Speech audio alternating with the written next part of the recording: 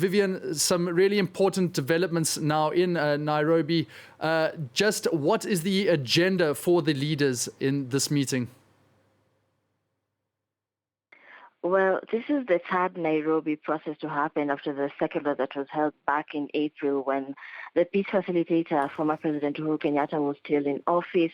And while he was giving his speech today, he actually hailed some of the rebel groups in the DRC that had agreed to a ceasefire since the second peace process and have held on to that agreement to date.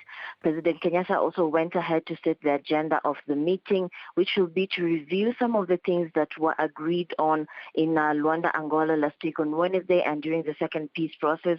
And among those things is a ceasefire and cessation of hostilities from all parties in the DRC.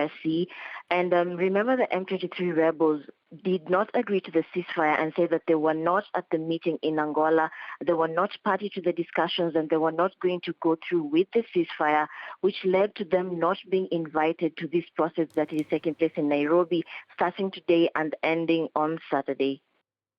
Vivianne, I just want to get a clear understanding of what the process is on the ground right now. So the M23 rebels, despite not agreeing to it, they have stopped hostilities, but there is still some worry. There are some clashes still from other rebel groups. Is that correct?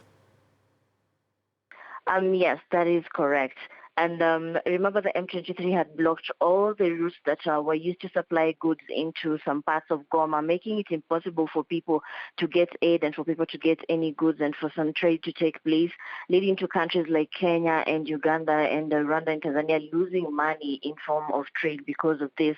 But all the presidents who were present at the meeting today, which include the heads of states from the East African community, that is, except South Sudan's president and Tanzania's president, agreed to actually offer any help that is needed, with Tanzania actually offering financial help and Kenya sending troops to the DRC. The country has already sent about 903 troops by now.